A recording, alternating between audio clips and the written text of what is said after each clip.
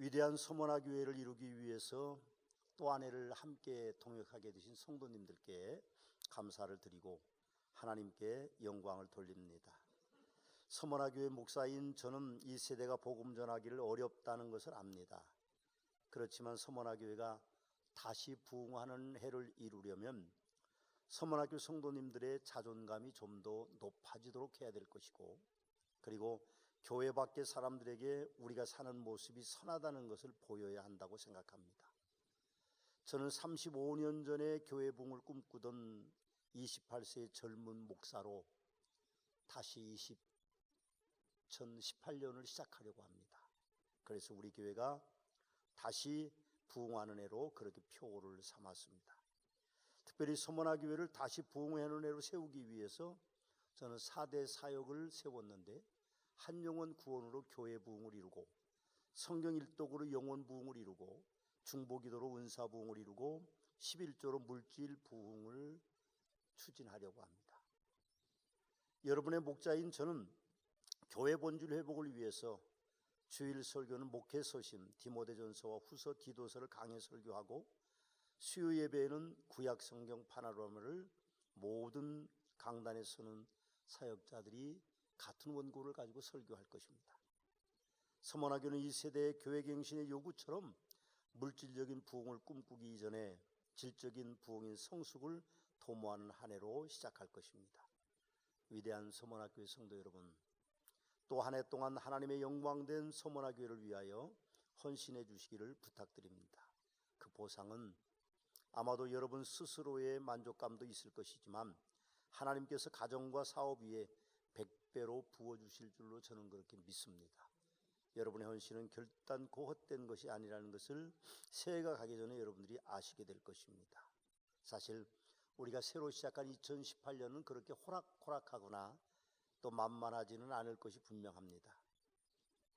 이미 제가 한번 말씀을 드렸습니다만 2018년은 어떤 목사님의 말씀대로 2마리의 개를 조심해야 된다고 합니다. 우리 집에 2마리 개를 키우는데 하나는 루시고 하나는 행복입니다. 루시가 새끼를 5마리 낳았는데 한 마리가 어떻게 장애를 가졌어요. 발로 밟혔는지. 그래서 한 마리 누구 주지 못하고 우리가 키우고 있는데 개 이름을 행복이라고 짓고 합니다. 얼마나 머리가 좋은지 우리가 상대하기 힘들 정도로 머리가 좋습니다. 난 개가 그렇게 머리가 좋은 건 처음 알았습니다. 근데 2마리 개를 조심해야 된다. 그런데 하나는 선입견이고, 금년에는 개띠입니다. 그래서 견띠라고 그렇게 표현하기도 하는데, 한 마리는 선입개를 조심해야 되고, 하나는 편견을 조심해야 된다. 그렇게 인터넷에 쓰셨더라고요. 1년 동안 살면서 선입견을 조심하시고 편견을 조심하시고 살면 아마 우리의 삶이 더 아름다워질 것이라고 저는 그렇게 믿습니다. 그런데 그분이 그 인터넷 글에 이런 글을 올렸습니다. 또 한 마리의 개가 있다. 그 개를 잘 키우면 인생이 행복할 것이다. 그런데 그 개가 뭔가 하면 백문이불여일견이랍니다. 갖다 잘 붙이기는 잘 붙인 것 같아요. 백문이불여일견이랍니다. 근데 중요한 것은 우리가 단단한 마음과 단단한 육체를 가지고 또 한 해를 살아가는 것이 중요합니다. 우리 마음을 우리가 다스릴 줄 알아야 되고, 그리고 우리가 우리의 몸도 잘 관리할 수 있어야 됩니다. 국민일보의 1월 3일자 판에 인터뷰 기사가 하나 실렸습니다. 파킨슨 병 환자이면서 정신과 의사고, 그리고 베스트셀러 작가인 김혜남 박사의 인터뷰가 실렸습니다. 김혜남 박사는 2001년 신경퇴행성 질환인 파킨슨병 진단을 받았다고 합니다. 그리고 무려 17년 동안 병마와 싸우면서 7권의 책을 펴냈습니다. 그분의 인터뷰 기사의 큰 제목을 기자는 이렇게 실었습니다. 인생은 불확실하고 불합리한 면이 많아. 그런 것을 두려워 말고 한 발씩 나아가야 된다. 그분의 글을 그렇게 큰 제목으로 실었고, 작은 제목에는 도전은 거창함보다 하루하루 살아내는 것, 절망한 채 누워있으면 아무것도 안 바뀌고 어차피 살아가야 하니 행복하고 아름답게 살아가고 있는 것이 그분의 삶의 방법이라고 말합니다. 우리도 단단한 몸과 단단한 육체를 가지고 2018년을 살아야 됩니다. 하나님께서 그렇게 사는 우리에게 놀라운 축복을 허락해 주실 줄로 저는 그렇게 믿습니다. 옆에 분들에게 한번 그렇게 축복해 주시죠. 열심히 삽시다. 하나님이 축복해 주실 것입니다. 그렇게 말씀해 주십시오. 서머나교회는 2018년 제4차 부흥의 시대를 맞을 것입니다. 서머나교회 61년을 살펴보면 1983년 용수도 시대를 지날 때 우리 교회는 제1의 부흥 시대를 맞았습니다. 제가 28살의 젊은 목사로 왔을 때에 교회는 사실 암담했습니다. 첫째는 위치가 좋지 않았고 두 번째는 교인들이 아주 적은 숫자였습니다. 10명이 채 안 되는 그런 교인들이 모여서 예배를 드리는 빚은 엄청 많았고 어떻게 보면 대책 없는 교회였는데 하나님께서 제1의 부흥의 시대를 여셨습니다. 그 산골짜기까지 시내에 있는 분들이 찾아오기 시작하셨습니다. 그래서 그 해 제가 7월 1일에 부임했는데 그 해에 60명 정도 교인이 모였습니다. 놀라운 부흥이죠. 물론 여러 가지 또 어려움이 있어서 한번 주저앉기도 했습니다만 그런 1차 부흥의 시대를 서머나교회는 그렇게 맞았습니다. 2차 부흥의 시대는 저희들이 계룡아파트 앞에 새로운 성전을 건축하고 이전했을 때 2차 부흥의 시대를 맞았고 3차 부흥의 시대는 관조동 성전으로 이전하고 17년 동안을 저희들이 3차 부흥의 시대를 맞았습니다. 그리고 제4차 부흥의 시대는 금년부터 시작하게 될 것입니다. 되돌아보면 모든 것이 하나님의 은혜였습니다. 하나님께서는 서머나교회를 예수님의 피로 값주고 사셨기 때문에 오늘 서머나교회를 이루신 것이라고 저는 그렇게 믿고 살고 있습니다. 서머나교회 1차 부흥의 시대를 맞기 전에는 11명의 목회자들이 헌신하셨지만 매우 열악한 교회 형편이었습니다. 먹을 것이 없어서 한 분 목사님의 자제분들은 셋이나 됐었는데 집사님네 집에 가면 교회를 안 오는 것입니다. 그래서 왜 집에를 안 가냐 그렇게 물어보면 국수 먹기 싫어서 안 간다고 그렇게 할 정도로 매우 열악한 환경이었습니다. 11분의 목회자들은 다 굶주리신 삶을 살았다고 합니다. 그러나 저는 또 우리 집사람은 우리 아이들은 굶지 않았습니다. 왜 그런지 동네 사람들이 저희를 잘 봐줘서 구판장이라는 동네 슈퍼가 하나 있었는데 그 슈퍼에서는 얼마든지 외상을 주었습니다. 먹을 것이 떨어지지 않았죠. 그리고 신협에서는 늘 저에게 언제든지 대출을 해줬습니다. 덕분에 빚이 좀 많아졌지만 항상 저희들은 굶주리지는 않았습니다. 성도들도 수가 점점 많아졌기 때문에 물론 그럴 수도 있겠죠. 그런데 생각해 보면 그 시대는 하나님의 은혜가 넘치는 시대였습니다. 우리 교인이 채 10명이 안 되는데 신학생들이 6, 7명씩 매년 왔습니다. 사실 침례신학대학에서 오는 것이 그렇게 쉽지 않았는데도 학생들이 6, 7명씩 신학생들이 실습을 하러 왔습니다. 그래서 그 신학생들의 가장 관심사는 점심 주냐, 그리고 그때는 또 저녁 예배 드리니까 저녁도 주냐 하는 게 관심사였는데 우리는 굶으면서도 신학생들에게 점심 저녁을 잘 주었습니다. 그래서 이제 6, 7명씩 그렇게 실습을 하러 왔습니다. 그래서 1차 부흥의 시대는 우리 교회가 그렇게 지나가고 2차 부흥의 시대는 가수원 성전 시대입니다. 어렵게 우리가 가수원 성전을 지었습니다. 계룡아파트 앞에 경매 직전에 땅을 이제 성전 부지로 구입했는데 신용금고에서 나머지 이자를 갚아주면 대출을 해주겠다는 약속을 하고 저희들이 그 땅을 계약했는데 상호신용금고에서 약속을 지키지 않는 것이었습니다. 대출을 해줄 수 없다. 왜 못 해주냐? 한 번도 교회를 대출해 준 적이 없다. 그래서 안 된다는 겁니다. 제가 한 6개월 정도는 아마 그 매장을 일주일에 2번, 3번씩은 갔습니다. 처음에는 가서 제가 항의도 하고 뭐 가서 사정도 해보고 그랬지만 도저히 가능성이 없습니다. 그래서 제가 매장에 가서 일주일에 2, 3번씩 한두 시간씩 그냥 잡지도 보고 앞을 쳐다봐서 노려보기도 하고 그렇게 한 6개월 정도는 제가 가서 버틴 것 같습니다.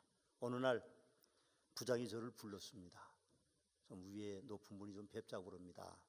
제가 갔더니 그분이 그렇게 얘기하시더라고요. 목사님 참 대단합니다. 우리가 대출해 주기로 결정했습니다. 그래서 저희들이 대출을 받아서 예배당을 지어서 그곳에서 7년 만에 100여 명의 성도들이 모였습니다. 근데 거기가 끝이 아니었습니다. 저의 하나님께서 주신 비전은 600평 대지를 갖는 것이었고 400평 본당을 갖는 것이 300평 본당을 갖는 것이었고, 그래서 그런 목표들이 있었습니다. 3,000명 성도들이 모이는 교회.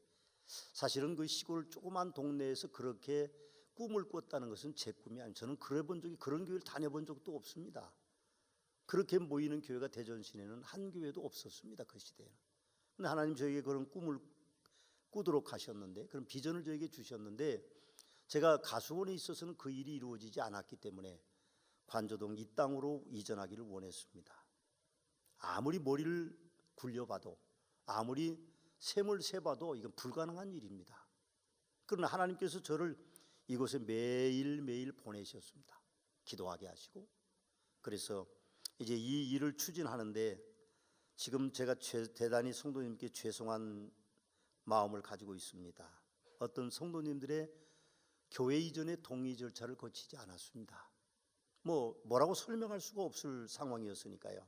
더군다나 IMF를 저희들이 막고 있었습니다. 이 땅에 원래 프리미엄이 2억이 붙어 있었는데 IMF를 맞으면서 프리미엄이 다 없어졌습니다. 그리고 우리 친구 목사가 마침 그 심호하는 교회 이 땅의 주인이었기 때문에 우리 교회에 넘겨라. 그럼 뭘 해줄래? 그렇게 물어보길래 내가 소고기를 6번 샀게 그랬습니다. 근데 사실은 소고기를 2번밖에 안 사고 지금까지 잘 버티고 있습니다. 얼굴 볼 때마다 왜 소고기 안 사냐 그러는데, 바로 이 도안동에 이사 온 디딤돌 교회 목사님이십니다. 그 교회는 더 좋은 곳에 큰 성전을 지었으니까 이제 제가 소고기를 더 얻어 먹어야 될 입장이죠. 아마 이쪽으로 이전했으면 그렇게 큰 교회 되기는 어려웠을 겁니다. 생각해 보면 하나님의 은혜가 너무 컸죠. 성도님들께 죄송하다고 제가 늘 마음에 부담을 가지고 있습니다. 사실 가능한 계획이 아니었고 하나님께서 그렇게 저를 몰고 가셨기 때문에 정상적이지 않는 그런 일을 통하여서 이곳에 왔습니다. 저는 그런 생각을 합니다. 목사는 가끔 비현실적인 리더라는 존재입니다. 성도들이 이해할 수 없는 부분들이 너무 많은 그런 존재가 바로 목사입니다. 목사가 왜 저럴까? 목사가 왜 저럴까? 여러분들이 그렇게 생각하지만, 그러나 하나님께서 목사들을 주관하고 계시기 때문에 목사가 사실 현실을 바라본다면 안주하고 싶겠죠. 여기도 참석하고 계신 한 권사님이 계십니다만, 권사님이 우리 집사님에게 그렇게 얘기했답니다. 아이고 사모님, 이제 목사님 좀 말려주세요. 그렇게 고생하다 이제 겨우 교회들이 100여 명 모이고 먹고 살만하니까 어디로 또 가시고 빚질라고 그럽니까? 그렇게 얘기했다고 합니다. 대단히 죄송한 마음을 지금도 제가 가지고 있습니다. 그러나 은혜롭게도 서머나교회는 3차 부흥의 시대에 10년 동안은 부흥의 시대였습니다. 놀랍게도 성도들이 많이 서머나교회를 등록하셨습니다. 그러나 일꾼의 요구사항들이 많아지기 시작했고 3차 부흥의 후반기에는 정체를 겪는 시기였습니다. 서머나교회 비전은 물거품이 되는 상황으로 흘러갔습니다. 저는 6년 동안을 나는 이제 너희를 위하여 받는 괴로움을 기뻐하고 그리스도의 남은 고난을 그의 몸된 교회를 위하여 내 육체에 채우느라고 하는 골로새 1장 24절의 사도 바울의 심정으로 지냈습니다. 그렇지만 은혜롭게도 하나님께서는 서머나교회 상황과는 상관없이 저희들의 꿈을 이루셨습니다. 우리가 원래 사립학교를 지을 계획을 가지고 있었는데 하나님께서 국내의 사립학교가 아닌 필리핀의 사립학교를 짓도록 그렇게 허락하셨습니다.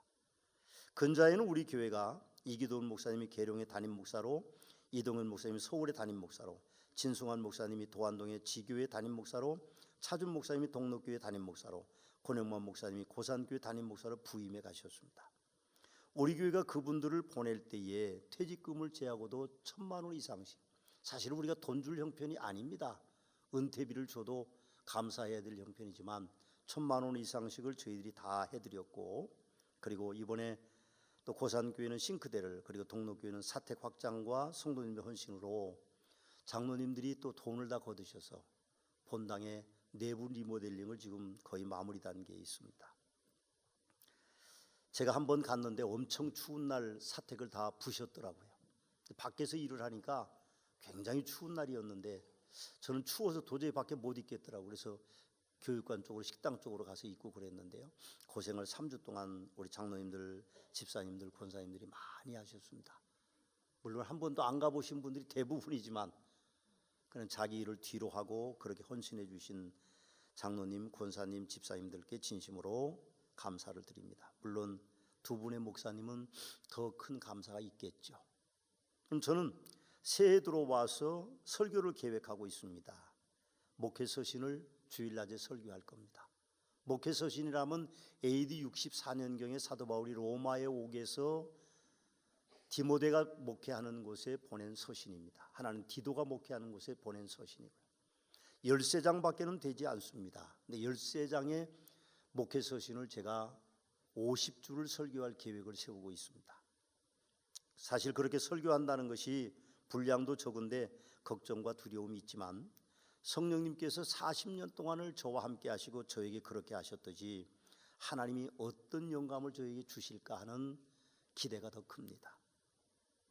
저에게 설교는 항상 저의 목사로서의 자질이 부족한 부분에 대한 두려움이 있습니다. 그리고 성령을 의지하는 기대가 교차하는 그런 삶을 살아왔기 때문에 신년에 드리는 목회 서신도 은혜로운 시간들이 될 것이라고 생각합니다. 일부 예배 때는 제가 우리 일꾼들이 교사들이 많이 모였기 때문에 나를 위해 기도해 주십시오. 저를 위해 기도해야 좋은 설교를 들을 수 있습니다. 설교가 마음에 안 들거든 내가 기도 안 해서 그런가 보다 하고 자책하십시오 그랬는데 2부 예배 때는 그렇게 제가 강하게 얘기하기는 좀 어렵지만 설교자인 저를 위해서 기도해 주셔야 여러분들이 좋은 설교를 들을 수 있다는 것은 확실한 것입니다. 오늘 디모데전서 2장 4절 첫 번째 설교를 하면서 하나님의 소원에 대한 말씀을 드리고 싶습니다. 하나님의 소원은 오늘 디모데전서 2장 4절에 보면 두 가지인데 하나님은 모든 사람이 구원을 받으며 진리를 아는 데에 이르기를 원한다 그렇게 말씀하셨습니다. 하나님의 첫 번째 소원은 모든 사람이 구원을 받는 것이고 두 번째 소원은 구원받은 사람들이 진리에 이르기를 하나님이 원하시는 거죠. 정말 모든 사람이 구원을 받을 수 있다고 생각하십니까? 저는 그렇게 생각하지 않습니다. 여기 모든 사람은 하나님께서 믿기로 예정된 사람들을 말씀하시는 것입니다. 물론 우리는 그 사람이 누구인지를 모르기 때문에 만나는 사람마다 때를 얻든지 못 얻든지 복음을 전파합니다. 그러나 모든 사람이 하나님께로 오는 것은 아니죠. 여러분 신학적인 표현을 보면 만인 구원론과 예정론의 차이가 있습니다. 만인 구원론은 예수 그리스도께서 모든 사람을 위해서 십자가에 달리셨다는 것이고 예정론은 믿는 자를 위해서 하나님 예수님께서 십자가에 달리셨다는 뜻입니다. 제가 알고 있기로는 서머나교는 이 땅의 모든 사람들을 다 구원받게 할 수는 결코 없습니다. 서머나교는 그러나 세상 법칙을 따르지 않고 하나님의 뜻을 따르는 교회가 될 것입니다. 서머나교회는 세상의 요구가 아닌 하나님의 요구를 이룰 것입니다. 사도행전 18장 말씀에 보면 바울 사도가 고린도라는 도시에서 복음을 전할 때 밤에 주께서 환상 가운데 바울에게 말씀하시되 두려워하지 말며 침묵하지 말고 말하라. 내가 너와 함께 있음에 어떤 사람도 너를 대적하여 해롭게 할 자가 없을 것이니 이는 이 성 중에 내 백성이 많음이라 하셨지만 1년 6개월 동안을 바울 사도가 그것에 머물렀지만 고린도 교회의 모든 사람들을 고린도 도시의 모든 사람들을 다 기독교인으로 만들 수는 없었습니다. 심지어는요 유대인들이 일제히 일어나 바울을 대적하는 바람에 바울은 동료들을 남겨두고 혼자 도망을 갔습니다. 혼자 도망갈 수밖에 없었습니다. 모든 사람은 아닙니다. 우리가 모든 사람 안에 들어가는 것이 오히려 우리에겐 큰 축복이라고 저는 생각합니다. 여러분 부흥하는 교회의 7가지 특징을 발표한 크리스천 투데이의 내용을 보면 첫 번째의 부흥하는 교회의 특징은 목회자의 자질과 리더십이라고 합니다. 두 번째는 말씀 전파의 능력을 통해 공동체 문화를 만드는 교회고 세 번째로는 평신도를 동력화하는 교회고 네 번째는 체계적으로 전도하는 교회고 다섯 번째는 하나님을 경험하는 영적 지향적인 교회고 여섯 번째는 지역과 함께하는 선교 지향적인 교회고 일곱 번째는 분리 개척을 통하여 재생산하는 교회다 그렇게 기록하고 있습니다. 저는 그렇게 교회의 부흥을 복잡하게 말하고 싶지 않습니다. 우리 서머나교회 부흥은 세 가지입니다. 목사입니다. 두 번째로는 평신도입니다. 세 번째로는 교회의 환경입니다. 그 중에 하나가 가장 중요한 것이 위치입니다. 거꾸로 생각해 보면 우리 교회는 부흥하지 않으면 안 되는 교회입니다. 지금 건너편 마을에 많은 분들이 입주에 들어오고 계십니다. 며칠 전부터 예미지가 입주하고 있고 또 금년 4월에는 더샵이 입주하게 됩니다. 우리 교회가 부흥하지 않는다면 첫째는 저에게 책임이 있고 두 번째는 여러분들에게 책임이 있습니다. 그럼 목사가 좋아야 되고 성도들이 좋아야 되고 위치가 좋아야 되는 이 세 가지 조건을 저는 말씀드리고 싶습니다. 물론 제가 뭐 얼마나 변하겠습니까? 60대 초반인 제가 뭘 이제 와서 공부하고 또 그렇습니다. 뭐 되새김 뭐 영어 그래서 나도 영어 공부를 해볼까 하고 전화해봤더니 돈 달라고 그래서 그럼 취소합시다. 그리고 제가 영어 공부를 포기했습니다. 이제 와서 뭘 이 나이에 어쩌겠습니까? 무슨 유형과 가사 같은데 이제 와서 제가 어떻게 하겠어요? 그러나 여러분들은 변할 수 있습니다. 여러분 가운데 오래되신 분도 계시지만 젊은 분도 계시기 때문에 여러분들이 변하면 아마 우리 교회는 지금보다는 훨씬 더 많은 우리 교회 비전이 3,000명을 예수님께 인도하는 그런 교회가 저는 충분히 될 것이라고 생각합니다. 하나님께서 우리 서머나 교회의 부흥의 위대한 네 번째의 부흥의 시대를 허락해 주실 것이라고 저는 그렇게 믿습니다. 두 번째 하나님의 소원은 진리를 아는 데 이르기를 원하시는 것입니다. 예수님께서는 진리를 알지니 진리가 너희를 자유롭게 하리라고 그렇게 말씀하셨습니다. 예수님의 이 말씀은 어쩌면 장성한 분량에 이르는 것을 말씀하고 있는지도 모르겠습니다. 우리가 성령 충만하고 성숙해지고 성화라고 하는 신앙을 말하는 것일 수도 있습니다. 하나님께서는 예수 그리스도를 십자가에 달려 죽게 하셔서 우리를 구원하실 때 우리가 의인으로 인정을 받습니다. 놀라운 것은 그 의인으로 말하는 그것이 로마의 법적인 위치로 생각해 보면 그건 법적인 판단이라고 선언이라고 말합니다. 하나님이 우리를 의인이라고 선포했다는 겁니다. 죄가 없는 겁니다. 어제까지 죄인이었지만 오늘 죄값을 치르고 나온 사람에게는 죄를 물을 수가 없습니다. 마찬가지입니다. 우리는 죄인이었지만 하나님이 우리를 의인으로 인정하셔서 칭의로 그렇게 하나님이 말씀해 주신 것이죠. 우리는 성화의 과정을 반드시 겪을 것이고 하나님의 성도 견인의 은총을 입고 그래서 하나님의 보호와 보존의 은총으로 이 땅을 살아갈 것입니다. 그렇지만 세상에 사는 동안은 우리는 결단코 온전해질 수는 없습니다. 그럼 어떤 분들은 목사가 온전한 사람인 줄 압니다. 어떤 분은 저하고 눈도 안 마주쳐요. 굉장히 목사가 어려운 모양입니다. 저는 그렇게 어려운 사람은 아닙니다. 그렇게 뭐 경계하고 그럴 필요는 없는데 조금 목사가 그동안에 좀 두려운 존재였던 분들은 좀 그런 것 같습니다. 그러나 세상에 사는 동안은 그 어느 누구도 온전할 수 없어요. 그래서 우리가 시험에 드는 겁니다. 아이고 온전할 텐데 그렇게 봐줄 어머님 아버님이 온전하신 줄 아십니까? 우리나라 대통령은 온전한 사람이 한 명도 없습니다. 사람은 다 온전할 수 없는 존재죠. 우리가 비로소 천국에 이를 때에만 영화로운 죄 없는 영원한 의인으로 살아갈 수 있는 것입니다. 이 땅에서 의인을 찾지 마십시오. 의로운 사람은 없습니다. 의인은 없나니 하나도 없다고 로마서 3장 21절은 그렇게 우리에게 말씀하고 있습니다. 하나님의 소원은 진리를 아는 데 이르기를 원하십니다. 여러분들이 진리를 아는 데 이르기를 원하세요. 여러분 우리 교회가 부흥하는 교회 4차 부흥의 시대를 맞아서 구원하는 교회가 되어야 될 것입니다. 또 우리가 스스로 좀 자존감을 높이고 좀 우리가 스스로 더 하나님 보시기에 사람들 보기에 좀 더 성숙한 그런 영화는 아니더라도 성화의 과정 속에 있는 성도로 살아간다고 하면 우리 서머나 교회는 놀랍게 부흥하는 교회가 될 것입니다. 저는 여러분들에게 네 가지 우리 교회의 일꾼으로서의 부탁을 좀 드리고 싶습니다. 저는 이것을 일꾼들의 프로젝트라고 그렇게 제 설교 노트에는 적었습니다. 첫째, 일꾼된 우리는 서머나 교회를 세상에서는 볼 수 없는 친밀한 교제의 장으로 세워야 될 것이다. 여러분 세상에서 볼 수 없는 친밀한 교제의 장, 그런 교회가 부흥합니다.